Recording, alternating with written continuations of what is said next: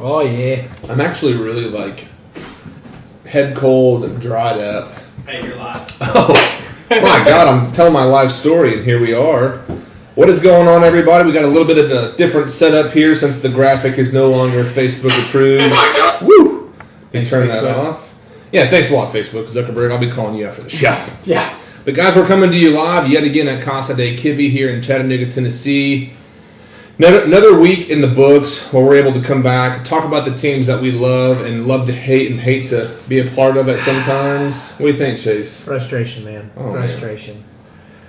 Well,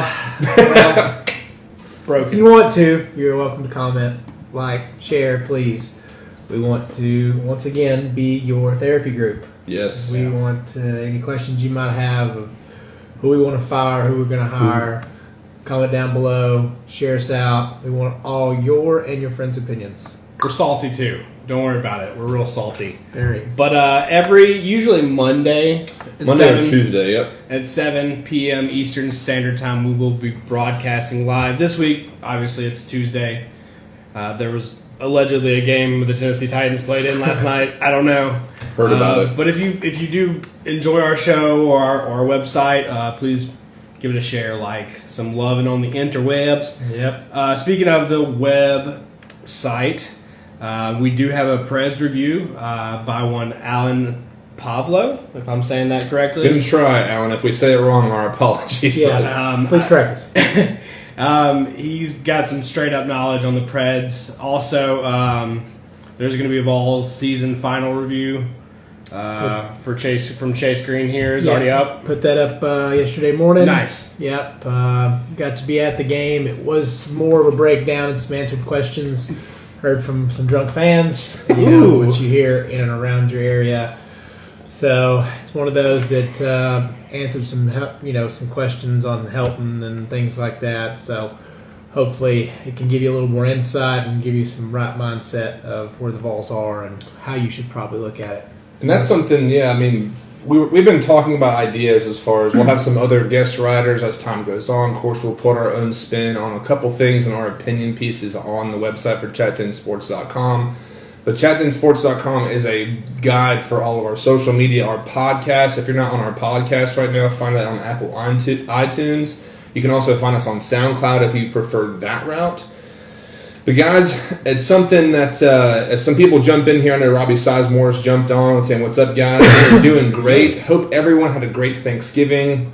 We're kind of still in this. I'm in a little bit of a sleepy, comatose, crappy sports weekend for Tennessee sports. But we're going to discuss some of that here shortly. But hope everyone had a great holiday. But do us a favor. I know there's a few people watching right now, and as we go through the show, we'll probably encourage us a bit more. But share the show for us. Tell your friends, anybody who's on there, call your mom, dad, brother, sister, tell your boss even if you want to comment. But guys, this is supposed to be interactive, fun, share your thoughts and opinions.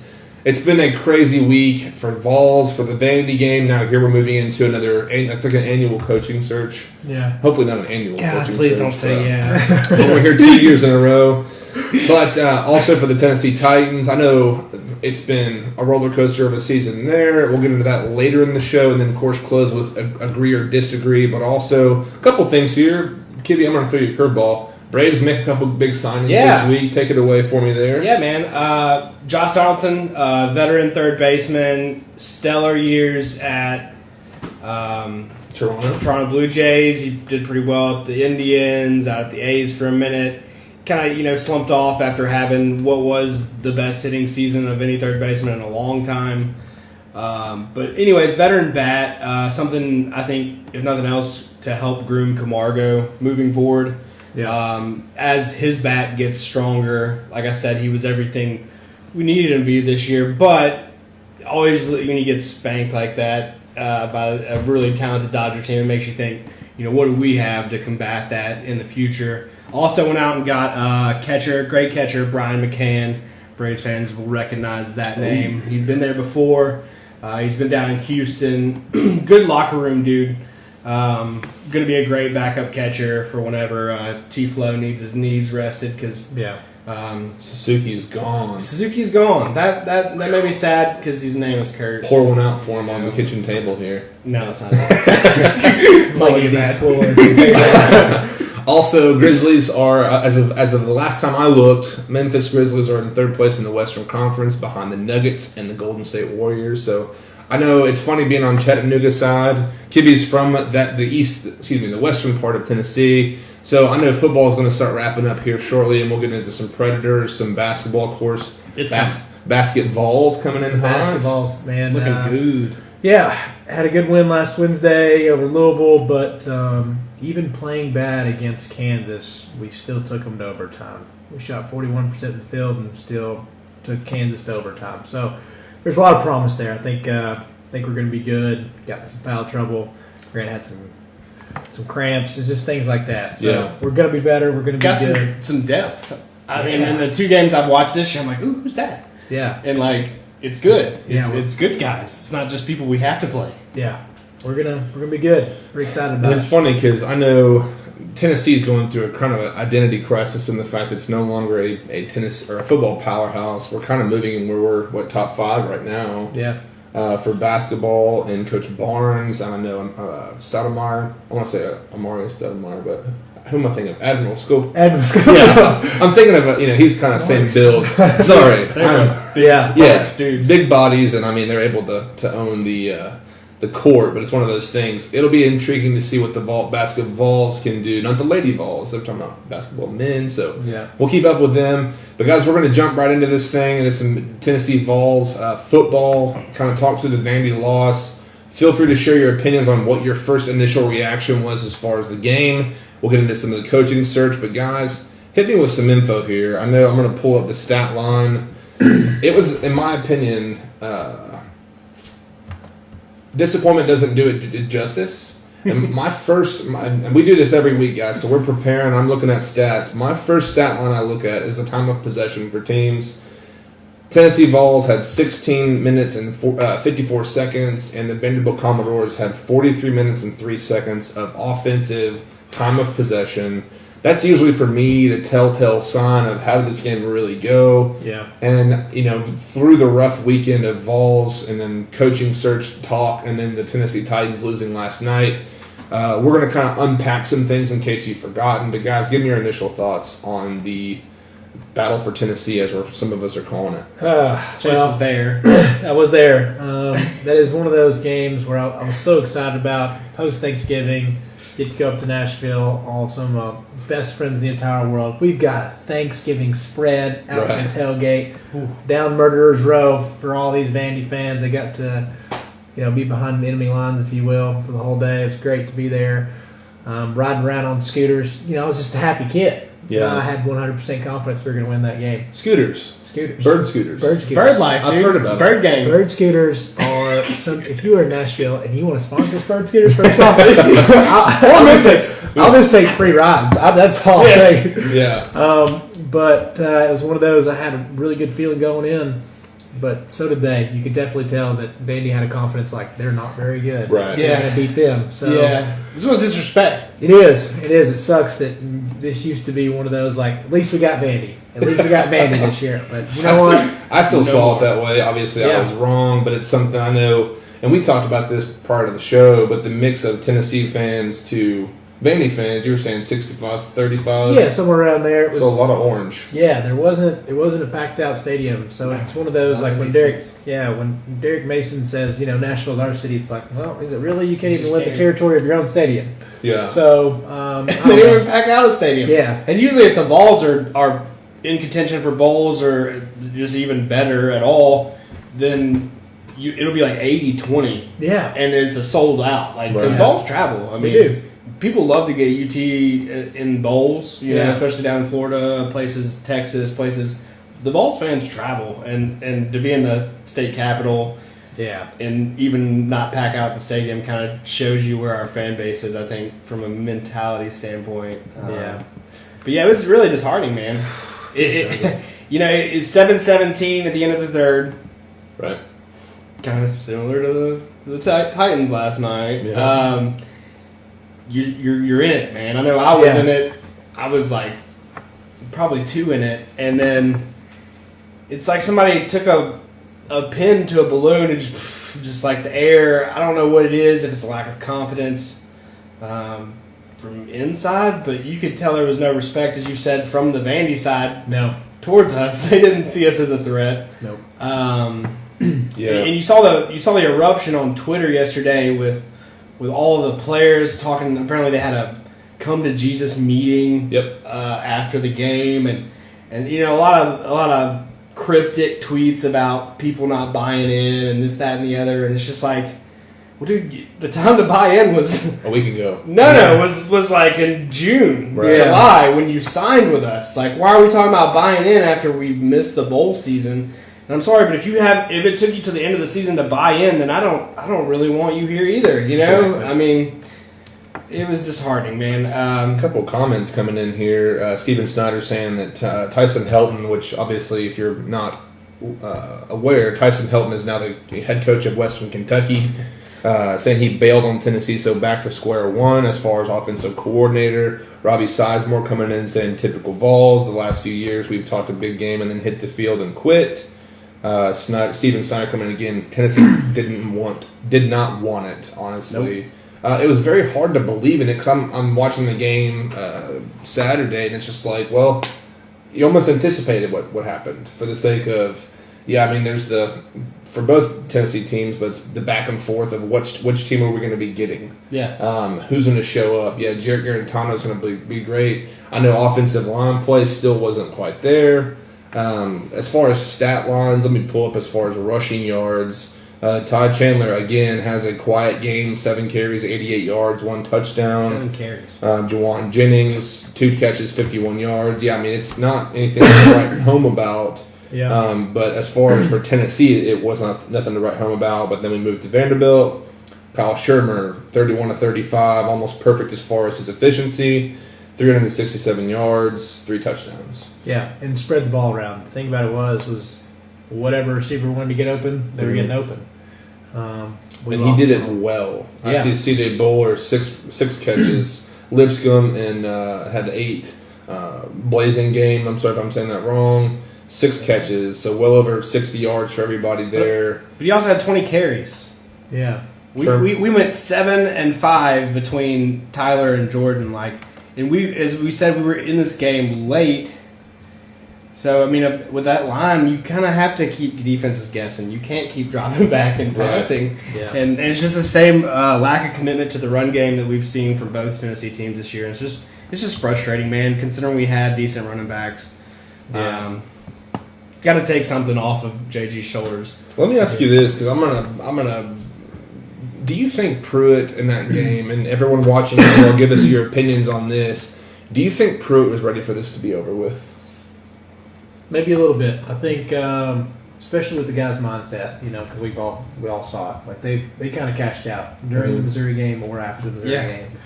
So I think it's one of those that he's probably just super frustrated. It's like, hey, my guys don't want to buy in. Let's get this year done. Let me get my guys in. Mm-hmm. It's hard not to think that. We're all human. So yeah, I can't help but think that there's probably a little bit of division in the locker room too. As you saw, the shade thrown on Twitter towards everybody that was, in the trenches with him all season. You got to think, well, that's not playing out the first time that's come out, right? Sure. And I bet Coach couldn't wait, honestly, to get this season over with. After the Missouri game, like you said, I think they quit midway through the Missouri game, and they never showed up against Vandy, because that should have been your Super Bowl. I'm sorry, I don't. Yeah, that's your bowl contention. It's your in-state rivalry. How can you expect a Nashville kid, 4-star, 5-star, to want to go to Tennessee if they come into Vandy and get 38-13 on? It dominated. I mean, it wasn't even. The score was close, but it never felt close. I mean, they seemed to have control the whole time. Receivers were making plays, by the way. Their receivers were making they some really catches. did. And that's the thing. It's one of those like we were talking about. So they have no respect, and whenever you're playing loose and you're playing confident, and they were confident against our guys. My thing is and we've got it here. I actually went out and found. I know Kyle Phillips was kind of vocal as far as post game.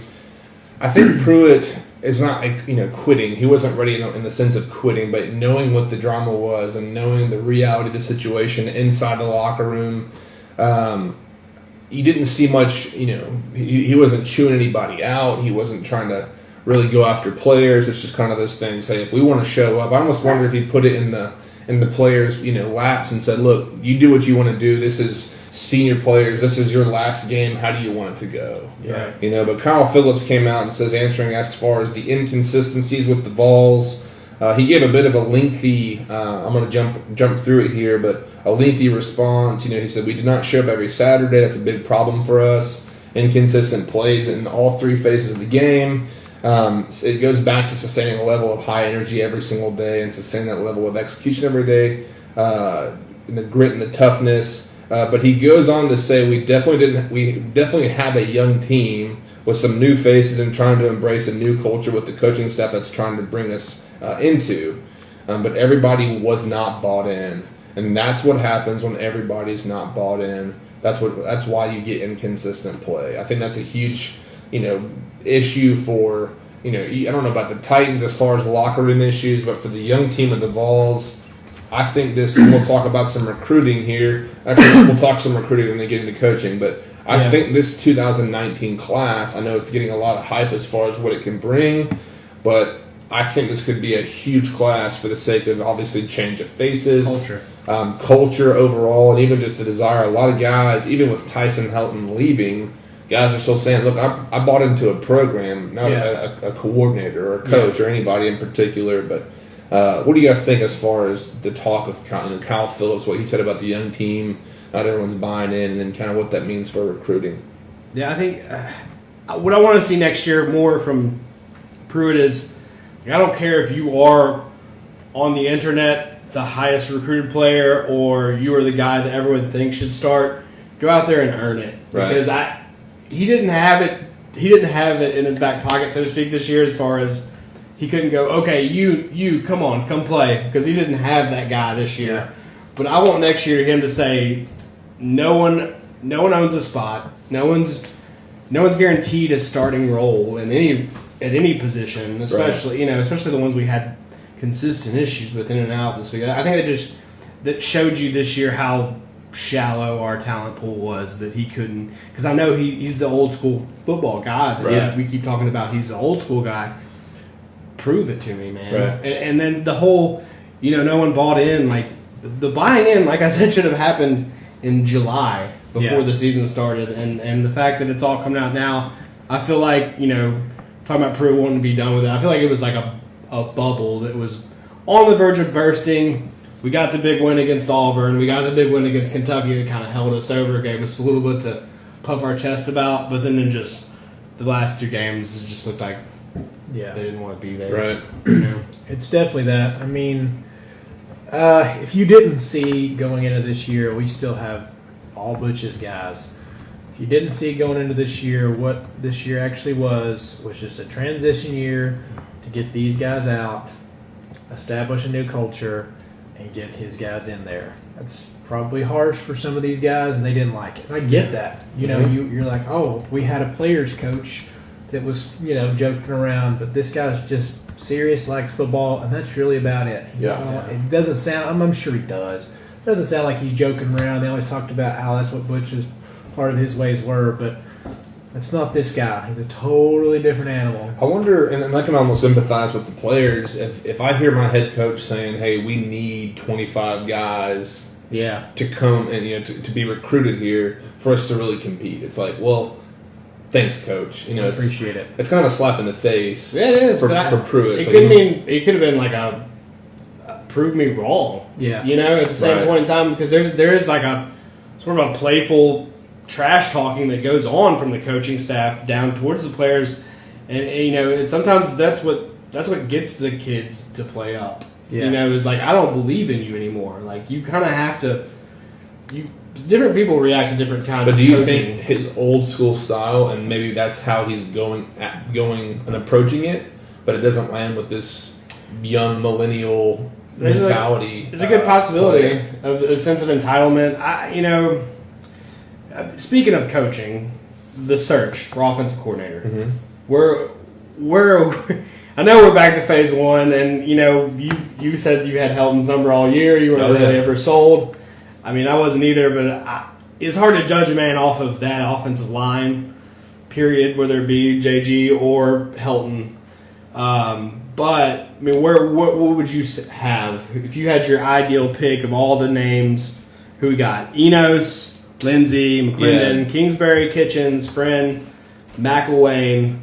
I don't even know what Spavia. So I don't even know that. Spavital from offensive coordinator for West Virginia. T. Martin, obviously the Kiff, the Lane himself is up there. I've heard Hugh Freeze, which is I don't know if that's I heard rumors both ways. I would love to see. My dad being an Ole Miss, fan. I got to see what Hugh Freeze did with that program. Yeah.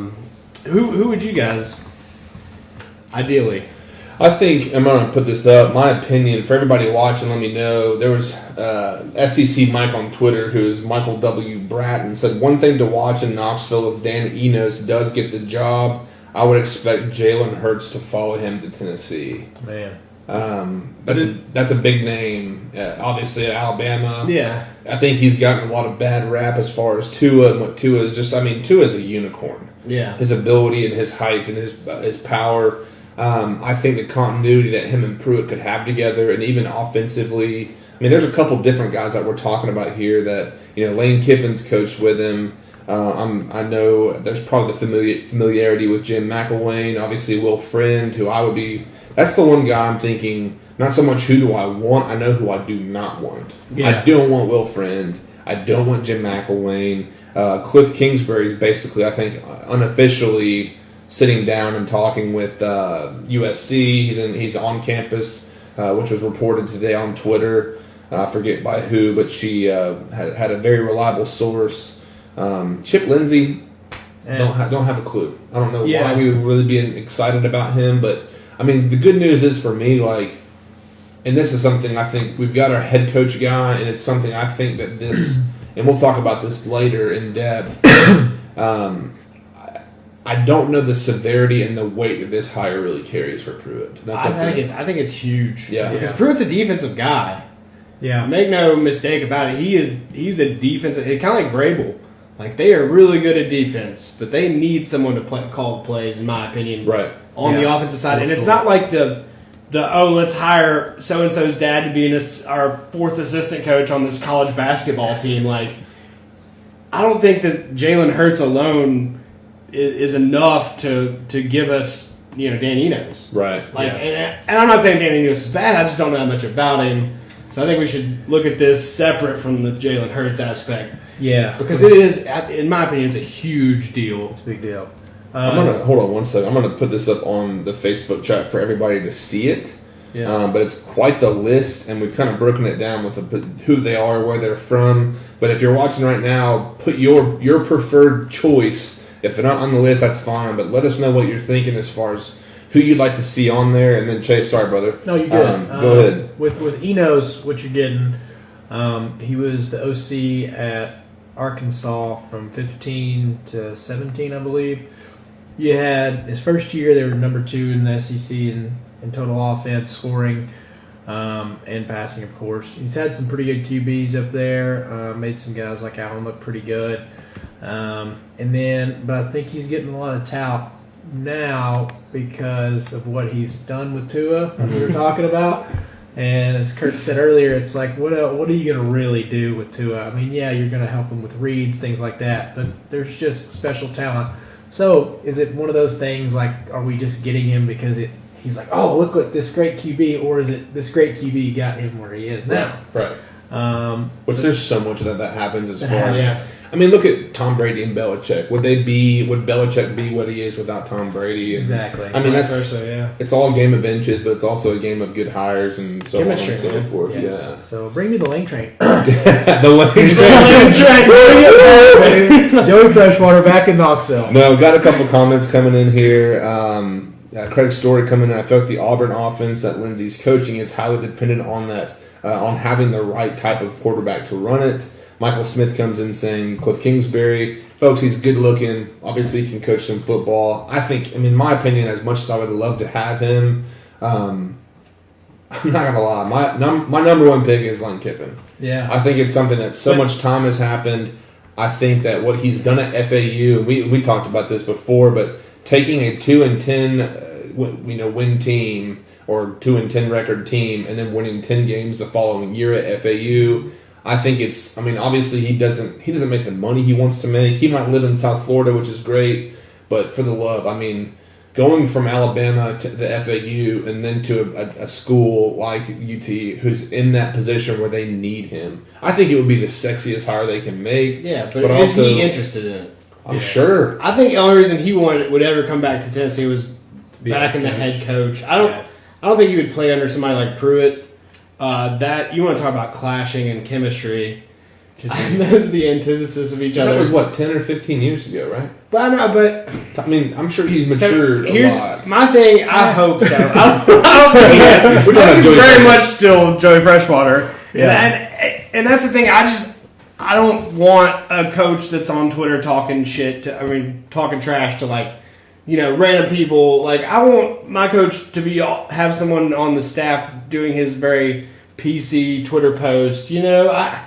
But you know that him and Pruitt work together. I'm sure. Yeah. I'm sure it's either a staunch yes consideration or a no, absolutely not. Either they have some chemistry that none of us know about, and he's willing to go from a head coach role to a coordinator role, or he's just not. But is it not a lateral move to go from the FAU to head coach at FAU to offensive coordinator? Yeah, Tennessee. And it's one of those things where Lane was such a good OC. Yeah, I know. That's his prime thing. Is he's not a great head coach. Yeah, he didn't work out at USC. I don't doubt his abilities with X's and O's at all. Yeah, I just don't want all that again. There's a lot of baggage to it. Obviously for him walking out on his dream job, I get the reluctance. And Craig's story comes in. Kiffin's not happening. LOL. So it's very much like a home run, long shot, Hail Mary. It's Gruden, right? Yeah, it's gotta be Gruden. What are they like?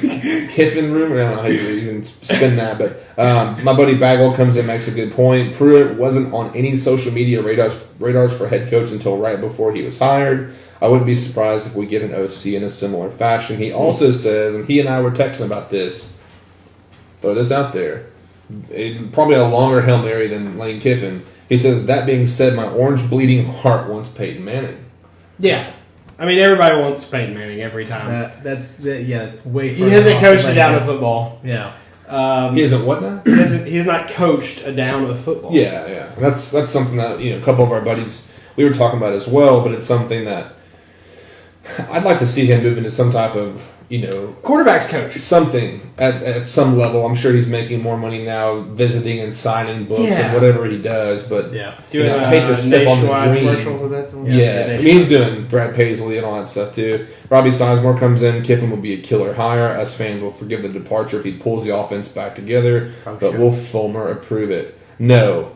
Probably not. We're going to move on from Lane Kiffin. I'm sure you're over it now. One name I do want to talk about that's popped up today, kind of surprised me. In the very bottom of that list is Rush Probst, who's currently a head coach at Colquitt County High School in Georgia. By the way, if you don't know who that is, that's the guy that was one of the first coaches at Hoover High School to hire Jeremy Pruitt. Also the coach from Two-A-Days from 2006, 2007 on MTV. Way back. But here's the intrigue, right?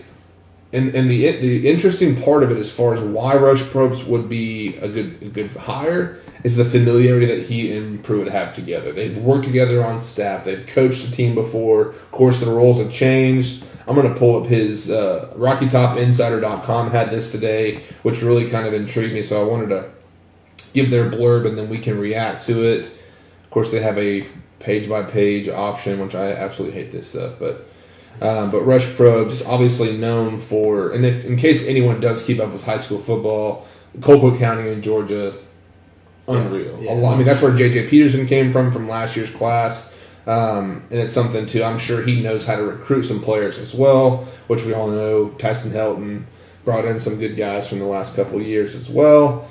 There it is. Let me get back to it 1 second. But Rush Probst, it says, quick bio, Probst has known Pruitt from high school, coached together in high school, very popular and very successful. But the pros, Pruitt and Probst have obviously known each other for a long time, and there's plenty of familiarity. The cons, Probst has never coached in college. Truth. Big jump. He's at Colquitt, where J.J. Peterson was, has a lot of success at the high school ranks. So it's very much a stretch. I don't know how I would even rank these guys as far as who is the front runner even. When first time I ever saw Hugh Freeze, he was a girls basketball coach in high school. So I'm really not that worried about the jump from college to pro. I mean, as Pruitt said, wasn't Pruitt like a PE coach or something? Yeah. To me, like, base knowledge of the game is irrelevant to experience and a resume to me.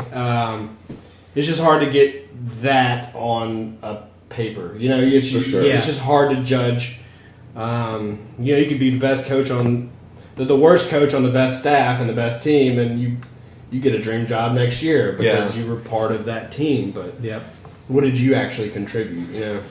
And apparently, this is all rumored stuff. Hugh Freeze, apparently he was out as of yesterday, according to, I forget who it was on Twitter, but I'm hearing that he's still in the mix. It's not official, the door's closed. It would still be a long shot for him to get in, I think. I think he'd be fantastic. I think for recruiting, I think for just his step in the right direction. Of course, Alabama and Saban, a guy like Steve Sarkisian, former USC head coach, dealing with an alcohol problem, gets fired, and then is hired at Alabama. And, all is forgiven. All is forgiven, exactly. But it's something for Hugh Freeze. In case anybody, a quick plug for Clay Travis here, but Clay Travis did an interview with him, and I don't know if it was 6 months ago. Did you hear that? I don't know how long ago that was. Oh, it was so good. Google it. Go find that after the show, and it's one of those things. I know through all the sanctions and all the recruiting stuff and boosters at Ole Miss that a lot of stuff gets mixed up. And, of course, I think Hugh Freeze gets a really bad rap for being this guy who puts his faith on his arm and he wants to be known by that, and then comes out and he's been dishonest. But go listen to that, and you kind of get more of a feel. He's a really genuine dude, honestly. His uncle goes to my dad's church, and my dad has gone down to like a couple bowl games and sat in the youth section. Right. And just genuine. He kind of, I think, shot up really quick from Arkansas State. Right. And probably got caught up in something and had to take a rap for something that really he didn't know that much about. But it is what it is, man. And we've talked about off air before. I think a lot more people are doing it. Oh, yeah, for they sure. just got caught. He got caught. Yeah. It's just a matter. Again, shameless plug for 30 for 30, but Pony Excess. The whole SMU story. If you're not cheating, you're not trying, kind of thing. Yeah. There's no doubt that there's these crazy boosters at every single school. Look at Jimmy Haslam. Let's jump into some comments here, though. My brother coming in, Matt Wynn, saying Peyton's making more money from owning Papa John's than he would making coaching. Fact. Robbie Sizemore, I think we need Peyton or T to come in as a quarterback coach. I wouldn't mind. Great point there. Just the recruiting factor would be astronomical. But for the OC, it's got to be McElwain, Freeze, or Enos. All three legitimate options. All good with those. I think it's funny too for a guy like Pruitt to be in the head role. And these other guys who have had previous head coaching experience, sometimes you got to find that place. Yeah. To really have your success. And Matt saying, "Oh, he knew about it. Listen to the interview." Coming back in here, he says boosters are one thing, but hookers. Come on. Anyways, we're not going to jump into all that stuff tonight. Anyways, guys, we're going to jump into some recruiting here for Tennessee. I'm going to pull up their 2019 recruiting class, which, of course, ranked 15th. Currently in the 15th spot, according to 24/7 Sports. Wayne Morris, excuse me, Wait, how do you say it? Wanya Morris, forgive me, our 5-star who's leading as far as basically being a recruiter himself. He's been putting out some fillers on Twitter and inviting some of his teammates from high school to come up to Knoxville with him. Some really notable names, too. And it's not something, too, I know there's also, they put offers out to a couple different, of course, they're putting out offers to a lot of guys. Yeah. Two of his little brothers on there. There's quite a few different names that are popping up. Of course, Brian Maurer is a guy from Ocala, Florida, pro-style quarterback, 6'2", 184. And he's one of the guys, too, that is sticking by. He was the guy I was talking about as far as he didn't commit to a recruiter or a coordinator. A coordinator. He's there for the program, which is great to hear. Yeah. He's a big guy to keep. And it's something, too. There's so many different things that go into the consideration for these players. there's a tight end, and it's amazing to see. Even today, last night, Jeremy Pruitt was in Cartersville, Georgia, with our tight end prospect. His last name is Lowe. Let me pull down here. He was actually in house with him last night. Jackson Lowe. Jackson Lowe at his house, and I'm thinking, does Pruitt ever stop? Never. Offensive coordinator search, recruiting's in full tilt. We're 3 weeks away from early signing day, so guys, it's time to do our studying. We're actually going to have our guest writer Michael Piper come in this upcoming week. We're going to put up his article about recruiting, so check that out. I know there's a lot. It's an exciting day. It's almost kind of one of those you know what, giddy. It's new season. Oh yeah, it's the only thing that gets you through it. Oh yeah. At this point, from the disappointment that we felt at the end, there is light at the end of the tunnel. Regardless of who they sign at coordinator, I think it'll be fine. It's a matter of, like we've talked about over and over again, a culture change more than anything. I thought it had changed a little more than it had apparently, but it's going to be fun. Let's move on to a much brighter story here. How about the Tennessee Titans? Much brighter, much brighter. So played last night. That's why we're on Tuesday for all those that have lived under a rock. Everyone's struggling for sleep from staying up. Yeah, thanks for waiting until the very end to choke. So just thrashed on the ground. Yeah, Lamar Miller had his way with us the first half. Oh yeah. What's going on with the Titans, man? It's one thing to not have the talent, and I would argue up and down that quarterback, receiver, running back, tight end, on the defense, like they top to bottom, Texans are a better team than us, but at the same time, when we beat the Patriots, it's just they do just enough to give you a little bit glimmer of hope, and then just when you need them most, it's just like rips it out from underneath you. They do. Vanishing act. Yeah. You said that the Texans are a better team. I don't know if I agree. I think the Titans' offensive line was terrible last night. That was bad again. I know. I'm a huge. Everybody. If you're a Titans fan, I think you love Taylor Lewan. From what I'm hearing, Lewan's playing with a bad foot, which is not a good thing to do against Jadeveon Clowney or J.J. Watt. And then Covington, I don't know his first name. He was having a heck of a game last night. But all right, but let's get this clear. Josh Klein, Quentin Spain, Jack Conklin, Ben Jones. If your seat's not heating up by now, it's something that you're on, and then it's talked about every single day on sports talk radio, other Facebook pages as well. But it's something I expect for this upcoming week against the Jets. I expect to see some of those guys shuffled around. Yeah, I want to see some Corey Levin, not just because he's a UTC guy and from Chattanooga, we know him. It's something that he's had successful run blocking plays. I want to see Kelly at right tackle. I wouldn't mind seeing Conklin at right guard. Yeah, we've just played better that way with Kelly out there. And it's been something, too. There's been a season-long debate as far as Derrick Henry and Dion Lewis. These guys get such a bad rap, and Mariota as well, and the receivers, because you can't get the ball rolling off the ground. Because apparently LaFleur doesn't want to throw the ball on first down. Well, seems like every single time they line up, it's a run up the middle. It's a run up the middle with Dion Lewis. Yep. With Dion Lewis. Well, I think what we saw a lot of last night was the making up for the lack of a run game with the short passing. Yeah. And you see huge completion stats by Mariota. You see, what looked like a functioning offense, but if you break it down, we still didn't establish a run at any point in time. Nope. Right. We leaned too hard on Mariota once again. And so it's just going to continue until we get the run game going. But speaking of running game, I think, first quarter was going fantastic. Put together, Kenny. So we're pulling up pages and stats and everything, and ESPN's got all different types of stuff on their site.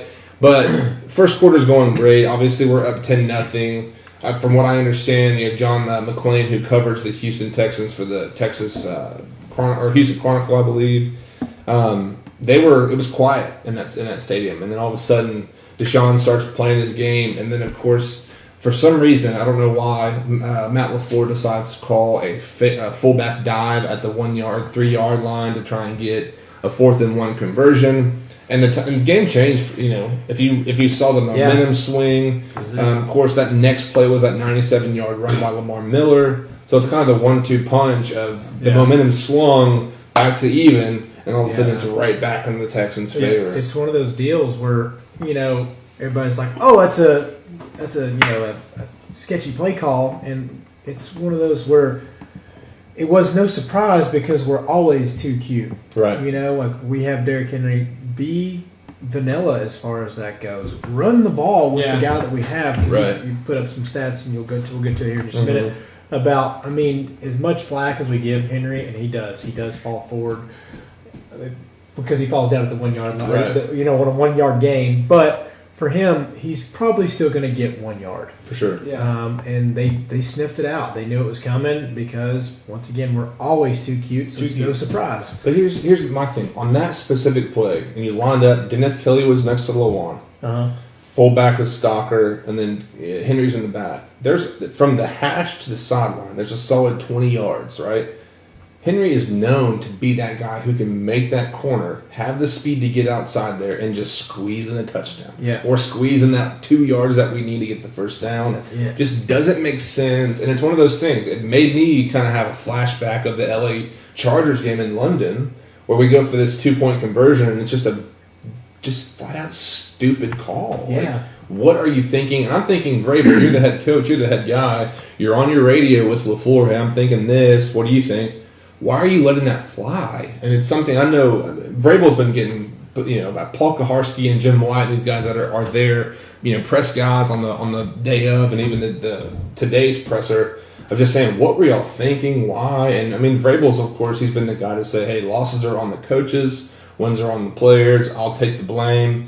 But something too, I don't want to see the same reoccurring dumb choices and decisions. For sure. Which, of course, we've talked about this, but it's something that blossoms the conversation where people are saying, I wish Mike Mularkey and his staff were still here. I think it's just the dumbest thing that you can say right now. Yeah, it's just going to – and, to go back on the defense too, man, they picked on Brian Arakpo so hard. That poor fella. Every was a read drop, option. Every read option was going his way. They put him in traps. He just has no lateral quickness anymore. Or just quick screen plays. Everything was coming his way. Oh. And what doesn't make sense to me in those plays, I feel like, I saw Harold Landry do it, I saw Arakpo, and I know Morgan's kind of playing more inside.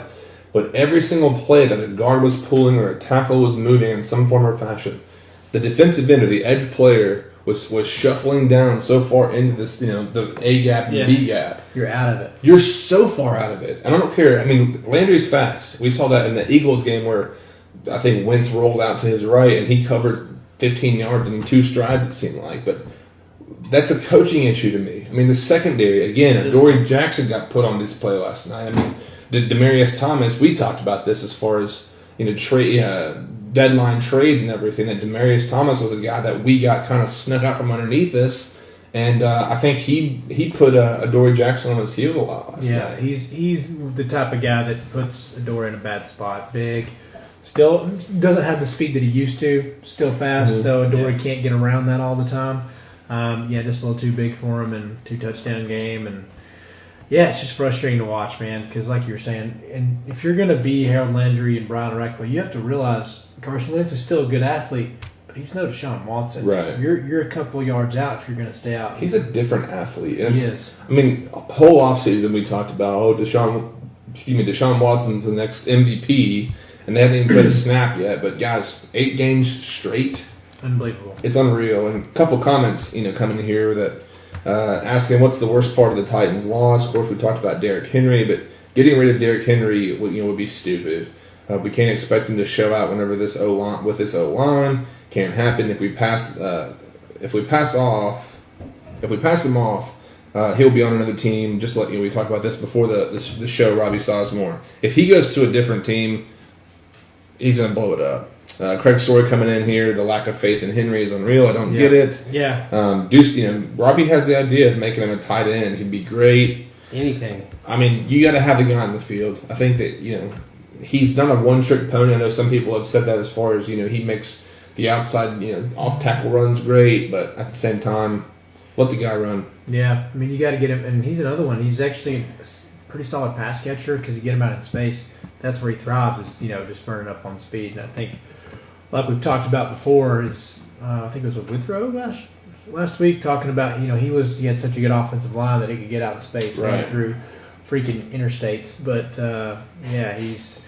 But why is that a knock on him now when our offensive line is trash? Exactly. But so it's like for me, I think why are we not? We got to get creative with him because I know we had a couple of plays, maybe 3 or 4 weeks ago when you pull out and then he just leaks out and get him out and create space like we do with Ty Chandler a little bit and on the ball side. Let's get those guys a little bit operated. It's a kind of a fake play, not a screen, but it's a delayed flat route there. I don't even think you have the thing with Derrick Henry with a man like an absolute unit, if you will, to use a John Oliver reference, but of a man you don't have to get cute, man. No. And DeMarco Murray didn't get cute, and he had that same line. So I think a lot of it is a kind of a learning pain or growing pain because it's comprised of the same people on the line. I think it's bad coaching, but it's downhill running and just committing to it. It's the lack thereof. You get stuffed on runs. That's kind of the point. You bang and then eventually one breaks, or that play action really has some bite to it now that you've been handing it off literally 50% of the time. But you see 8 carries for Henry, 7 carries for Lewis, 6 carries for Mariota. I don't want Mariota running the ball. Every time Mariota runs the ball, I literally turn white. You get nervous. I guess I'm already white, but I turned super white. And it just he runs out of necessity. Mm-hmm. It's never like a called run. It's never an option run. It's something's broken down and he's trying to make lemonade out of lemons. Right. That's how he gets hurt to me. And he just turn around and hand the ball to that freak Derrick Henry, man, and let him run. Yeah, he might get stopped a little bit at first, but it's kind of hard to have that confidence running between the tackles when you get stuff repeatedly. But I think if you stick with it, other things open up. It's not necessarily even the fact that they're going to get 150 yards a night or a game on the ground. It's that, maybe Corey Davis gets some single coverage, or maybe that, Ferkser or somebody's open down the seam now because that linebacker is actually having to honor the run game. Yeah. Right. And Antonio Smith comes in here, a couple comments as far as, Deion Lewis isn't any better than Henry, which we posted today. Field Yates put out an awesome statistic. Interesting. A big list of guys, 2 categories: the highest percentage of carries resulting in a positive gain, and then the highest percentage of carries resulting in a negative loss. For the gain, Derrick Henry has an 88% of his carries resulting in positive yardage, to where the number 2 guy on the list for the resulting in a loss is Deion Lewis. That 18% of his catches, his runs, his carries are resulting in a negative loss. Now, I don't think this is so much, and this is my opinion, it's not so much about one's better than the other. This line, I think Keith Carter, the offensive line coach, his seat should be on fire. Yeah. I hope John Robinson's already sat him down this week and says, look, you've got 2 first-round picks for Lewan and Conklin. You've got 2 guys that for a guy who talent scouted for years, and John Robinson, to see a guy like Quentin Spain, who was brought back on a very cheap tenure this year.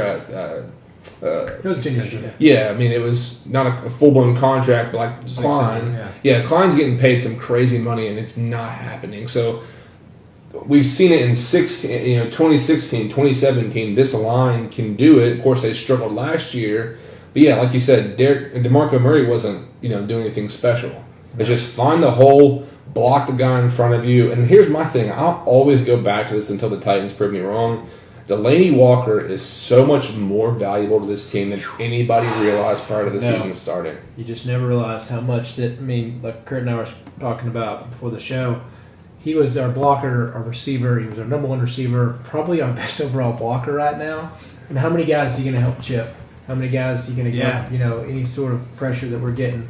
Because not a lot of people were bringing the house on us. No, it was frustrating because they were getting to us with 3 and 4 guys. Yeah, and some of the things were literally, you could tell it was supposed to be a chip, Yeah. And Jonnu or whoever it was either whiffed or just didn't seem to care Whenever he enough was one-on-one. to put his body in front of him. Yeah. When Jonah was one-on-one with Watt? Is that what you're no, talking I was just talking about in general. Yeah. Well, that was That's that's an embarrassing thing. But I don't want to go against J.J. Watt. I don't think anyone that matches up well against J.J. Watt. But the conversation's been that either Mariota didn't see the coverage, the mistake in the coverage, and didn't move the back over, the receiver over to chip him. Yeah. So it's like Johnny Smith, take your lunch pail and get up there and have a good time. Yeah, good luck, buddy. Just do your best, man. But a couple comments coming in here. Got John Lorient from saying hello from Houston. What's going on? Robbie Sizemore. People keep saying to get rid of Mariota and Henry, but neither can play their game with this line. It's the truth. Craig Story comes in. Delaney Walker may be the best all-around tight end in the NFL. He blocks, he catches, he does the little things, and I know losing him would hurt. I knew losing him would hurt badly. I don't think we didn't have that moment. And we're like, oh, Delaney Walker's out for the year Because it was such a the game was so weird. But we didn't even take into consideration our offense just left for the year. He's so. I mean, and there's talks about him being back if somehow we make the playoffs. Which let's move in here. We're gonna actually jump in. Let's see here. Let me give Antonio and John some love here. Antonio's saying D. Walker Delaney was very important to the team in all categories. So yeah, I agree with y'all. Saying Derrick Henry's a bad boy. Run at least 25 to 30 times a game and take the pressure off Marcus. Preaching the Titans gospel that they're not listening to right now. But guys, looking forward. Sorry, go ahead. No, I was just saying that's another one about D. Henry. We've all talked about this.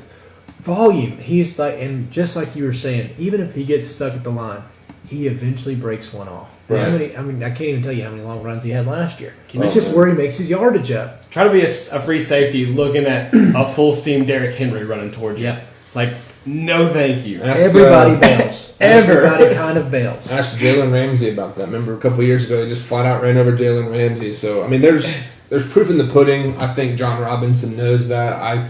I would be absolutely shocked and flat out livid if they were to let go of Derrick Henry. Yeah. Anyways, we're going to move on and look forward to, let's see. The rest of the season. Yeah, what's coming up here. Jets, Jags, Giants, Redskins, and Colts. Which for all those who haven't checked on this, and since we're kind of doing some research here, according to ESPN, the Titans have a 78.9%. They're the 78.9% favorites against the Jets, and by God, I hope that we can dominate it. It's at home this weekend for anybody going up to Nash Vegas this weekend. I've thought about going up. I'm considering it, debating it.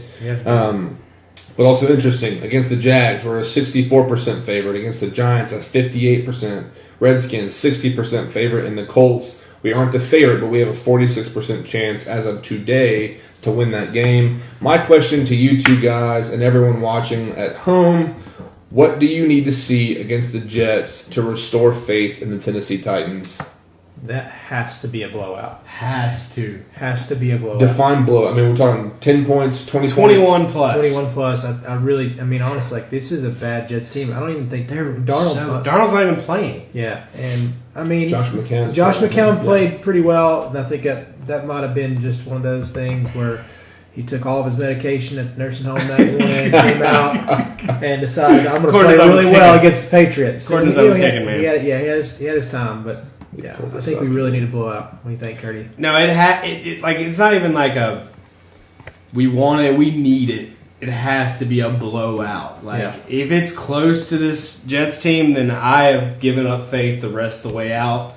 We could win out for all I care. That's what I expect to do with the rest of this season, but it has to be the Jets team. I mean, we're not great, but the Jets team is bad. Yeah. Trying to see who they've played just to kind of see. I know they haven't. I don't think they've scored over 24 points this season. Of course, they're 3-8. They're 1-4 on the road. Okay, last 5 games, Patriots beat them 27-13. Buffalo beat them 41-10. Miami 13-6, Chicago Bears 24-10. So they haven't scored more in the last 5 games. They haven't scored more than 17 points.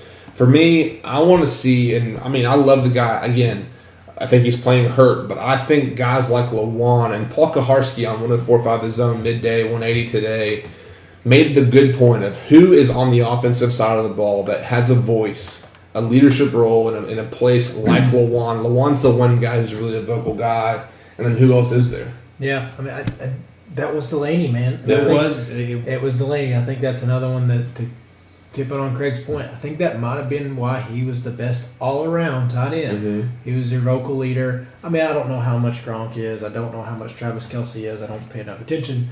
But I do know Delaney, for us, was our heart and soul. He was the guy that everybody brought in to interview because he was our leader of our team. Yeah, so, I think that's what it is. I think outside of Lawan right now, we don't have that guy. And it's one of those that if Delaney's not playing, how much can he be? Mm-hmm. You know, I mean, I'm sure day in and day out. But I'm sure, he's at the facility and rehabbing and stuff. But Robbie Sizemore comes in saying Lawan has to come back to the team.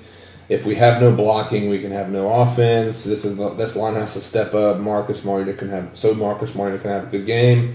That's the difference for the Titans. I think, man, what a roller coaster to go from Cowboys Patriots to flat out just empty losses against two division opponents. So it's kind of one of those things. It's not completely.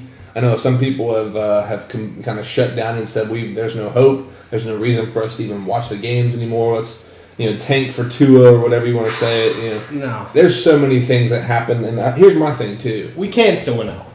Very much, and it's going to happen like this. I'm going to go ahead and give you guys a spoiler alert. They're going to win the next 4 games, and it's going to come down to that last home game against the Colts. Yeah. And Andrew Luck, I mean, he's been playing incredible, lights out. I think he's thrown at least 3 touchdowns in the last 5 or 6 games. Out of his mind. Not to mention, Houston's got a 3-game lead on the Titans and 2-game lead on the Colts. So it's going to be wild card most likely, unless barring some major injury to either one of those guys. But we'll see what happens. Right now, we'll probably have to cut some of these short, so kind of look through and see which ones you guys don't want to do. But we're going to move to our closing segment here, which we call Agree or Disagree. Very, very simple segment. We're going to throw out a hot take relevant to the Titans or the Vols, so pick your poison here. But you tell us if you agree or disagree with the hot take. Fellas, we ready? Yeah, let's fire away, bro. All right, number 1 here. I'm going to jump in right into it. Let me see here. I'm sorry. You didn't jump right into it. I'm going to jump into it right now. Agree or disagree? The Tennessee Titans will not make the playoffs. I agree. You agree? Yeah. Get out. I'm sorry. just get out. You take your crap and Yeah. I just think it's going to be too tough, man. I have to see the wild card standings. I have to know who we're. I think we've got a good shot because 4 of the last 5 are at home, but I don't know. We're just going to tighten it up and go 8-8 or something. You're still okay. Here, because I asked these guys today, has anyone today allowed any hope to get back in? And I know Chase is at a level probably -1. Yeah. Chase needs a friend. Just watch out for big guy over here. If you see him on the street, give him a hug. Yeah. I'm just going to go listen to my James Blunt podcast. They just talk about our feelings, yeah. Robbie Sizemore asked if I really believe that the Titans would win the next 4 and then it comes down to the Colts. Yeah, I think they can do it. Especially a couple of those games are at home. But coming in as far as the agree or disagree question, the Titans will not make the playoffs. Robbie Sizemore agrees. John Lorient disagrees with it. He thinks they will. Craig Story comes in saying agree. And then he follows up saying we're going to blow 2 of the next 4 and then we're done. I agree. I disagree. I think the Titans, it's going to be, you got to say your prayers and eat right the next 5 weeks or whatever it is. But my God, I think that I'm hoping for a redemptive story for this crazy. I mean, it started off with that Dolphins game, a weird game. It hasn't been corrected ever since. But I see guys like Logan Ryan. I see guys like Kevin Byard, Wesley Woodyard, who are playing. Jayon Brown, who is playing lights out right now, leads the teams in sacks. I think they're going to find a way. I hope, man, this is my one kicker. This is my one contingency. If they make a change for the offensive line, move some guys around, I think, they'll make the playoffs. Yeah, I think there's a chance. Lloyd. But it has to. They have to beat the Colts. That's what it is going to come down to. Mm-hmm. Like I think that to me is a bigger question mark than the 4 games prior to it. Like I said, I have to look at the wild card standings. I'm having a hard time, Gramps over here, finding it. But you're looking for what now? The wild card standings in the AFC, like who we're going up against. There's the Chargers, there's the Ravens, teams. Look at the division here. Ravens are looking good, by the way. Browns, Bengals, no. Indy, like I said, going to be a thing. Chargers are really good. They just happen to be in the same division as the Chiefs. Mm-hmm. Yeah. I was proud that we played them the way we did, and we did come back out the second half and look like a different team. I need that team in the first half, please. Yeah. If we could just. Yeah. So we've got the Colts, Texans are in the Titans are in the running, Dolphins, Bengals are 5-6, Broncos, it's hard to say, man. Broncos, you never know. With Chase Keenum up there now, man. Agree or disagree? Man, I think we do it. You think we'll make the playoffs? I think we went out. So we have to beat Andrew Luck for the first time. Whew. To get in. What a heck of a story. I mean, that's so Titans to put yourself in that situation. Hey, we swept the Jags last year, and I think just to sneak hopefully in. Sweep them this year again. But let's see here. Jordan Welch comes in and says 9-7 at best, not going to make it. Craig Story, I personally think we're going for the Jeff Fisher special. Thanks, Craig. 8-8. I believe in that as well. And Robbie Sizemore. Isn't that just called the Jeff Fisher now? Yeah, it's the Jeff. The 500. Yeah, that's Fisher special. The Flayo Fisher.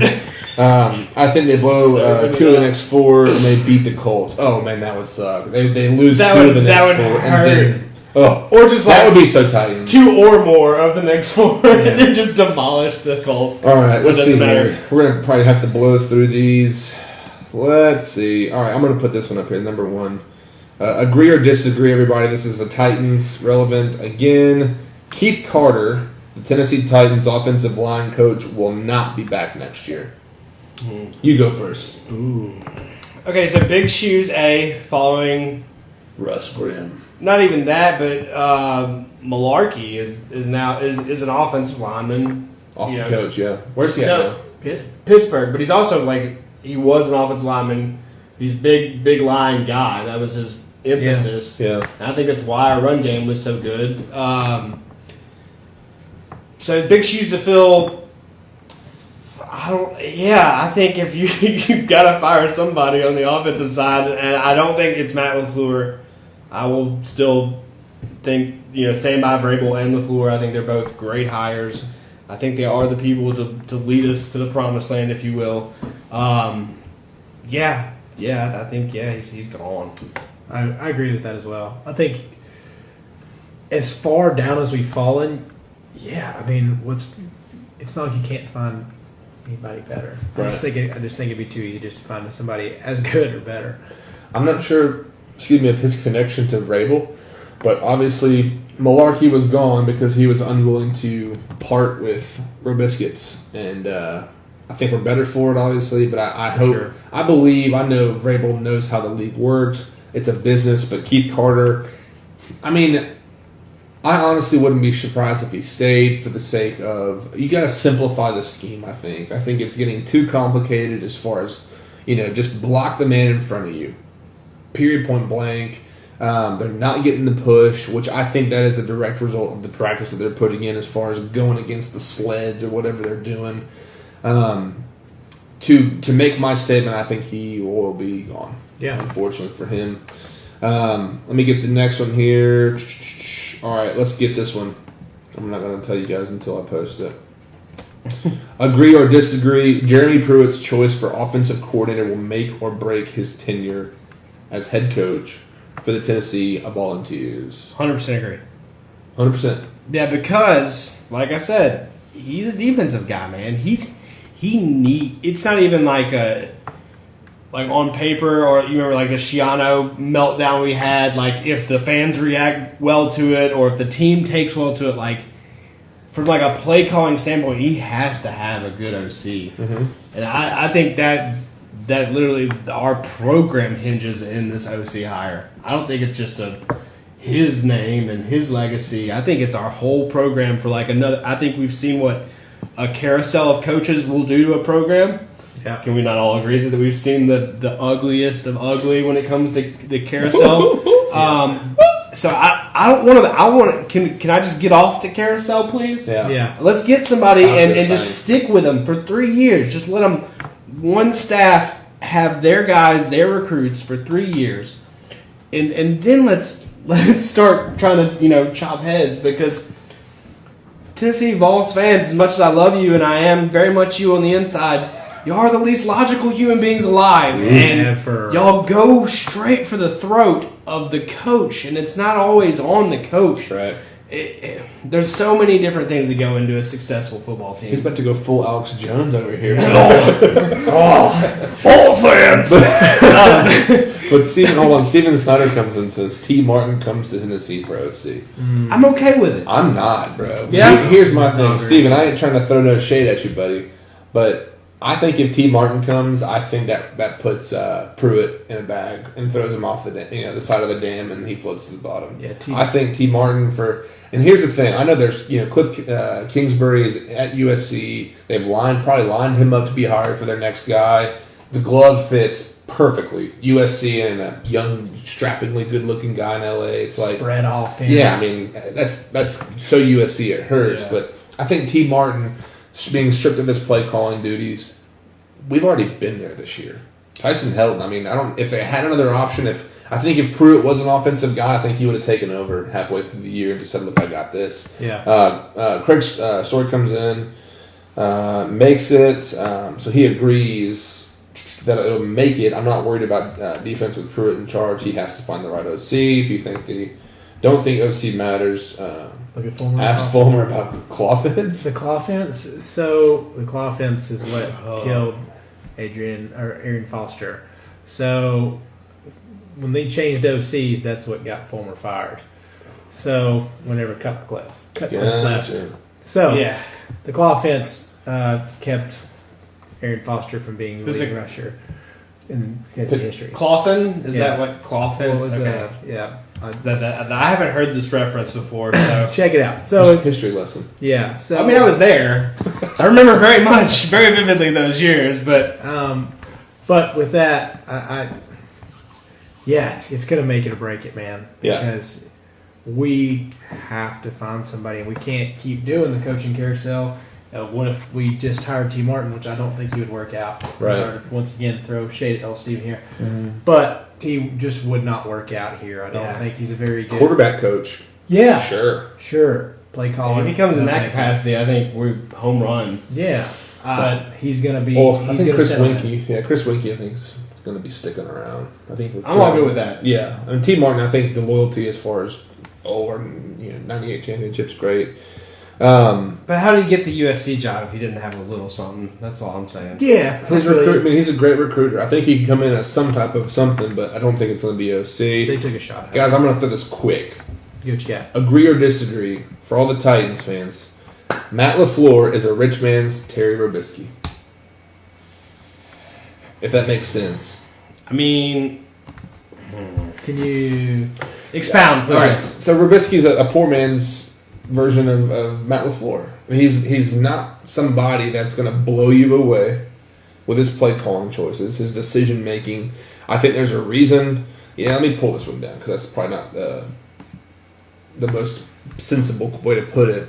I don't think Matt LaFleur. I think there's a reason why he wasn't calling plays in L.A. for the Rams. Yeah. Of course, Sean McVay is like a robot. He can call plays back from 10 weeks ago or whatever it was, and all that stuff. It's crazy, man. He's not human. Yeah, but it's something I don't think LaFleur, with his inexperience in calling plays, I don't think LaFleur is as big of an upgrade over Robisky as everyone thinks he is.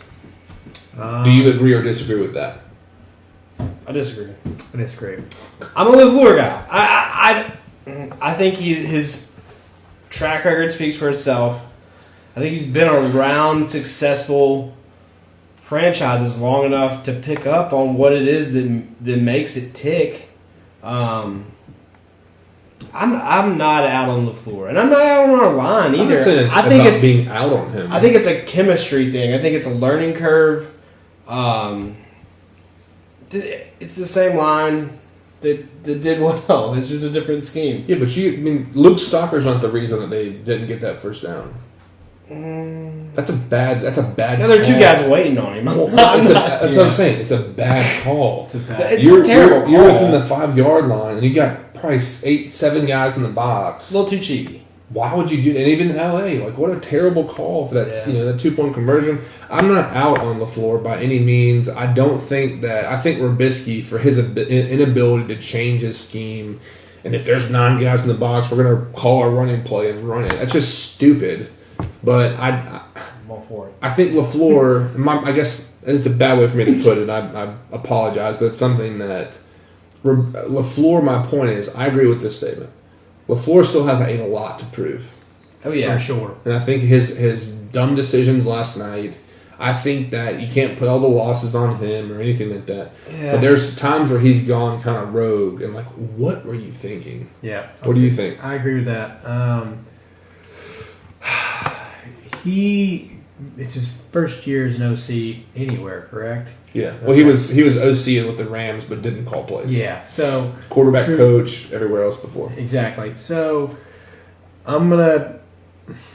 I hate to say give him this year, but I think he's an upgrade because I didn't fall in love with Robisky. I think that everybody talks about Derrick Henry and company would probably do better in the Malarkey system, but Mariota sure didn't. Mm-hmm. That's just the farthest thing away from that. So, the worst system for Marcus was that system, and it showed whenever he had 17 interceptions or whatever he had last year. And I think it's give him time. You have to give him time. Yeah. It doesn't matter if it's college or pro. You have to give them 2 years before you say anything about them, in my opinion, because I don't know if anyone's ever seen an NFL playbook, but it's not a joke. Yeah. There's nothing easy about learning one offense, much less switching that offense and a new look and new people telling you what to do and how to do it. There's a huge learning curve, man. Huge. Huge. A couple comments here I want to point out. Steve Snyder coming in saying he did okay in LA. Matt Wynn saying he's awful. Craig saying that's a bit harsh. And then Robbie Sizemore coming in saying LaFleur's garbage. He kept calling run plays last night that when obviously running wasn't working. The offense had a good game plan in 3 games all season. He is not a Titan. That's a hot take for you right there. I think he has a lot to prove still, and we'll move on from that topic. Let's do a Vols one. Yeah. And close it out. Let's close up the Vols season. God. Please shut that door. Oh. All right. Oh, I'm doing this one. Oh, God. I love it. Agree or disagree, Lane Kiffin is the right guy for the Vols offensive coordinator position. Yes, please. We've already been down this. It's not even realistic. Make your case. Is John Gruden the right coach for the Vols? Well, he'd probably trade everybody away if he could. Yeah. I think Gruden would be doing great, but at the same time, I think he's got some rust. But we're talking about Lane Kiffin. Okay, theoretically, in some parallel universe, if Lane Kiffin even cared about working for Jeremy Pruitt, yes, he's a phenomenal hire. I want none of it, though. You're saying he would be a good hire, but you don't want any of it. I don't even want to near my program. You're saying he would be a good hire. And his Twitter account can stay in Florida and be in the, what are they, in the AAC? What are they in? I don't know what that is, yeah. The American Athletic Conference. It doesn't matter, but it doesn't matter what they're in. He's winning. It doesn't matter what his name is. He's a jabroni in my eyes because he's a small man. You smell what Kibby's cooking? Because he's just a small person. He lets the petty seem to be the chink in his arm. It's not. We're talking about Kiffin, not Trump. Exactly. Right. Yeah, we're talking about Kiffin. A lot of similarities. Both of them need to turn off their Twitter, but no, if you could permanently sew his mouth shut and make sure he's never on his phone, I would take Lane Kiffin back. I'm not okay. Let me make the case here. I'm not saying this to stir the pot, get a rise out of Kibby and get some Alex Jones out of you or something, but I think he would be a fantastic fit. Obviously, a lot of the fan base, if not the majority of the fan base, would say yes, bring him back.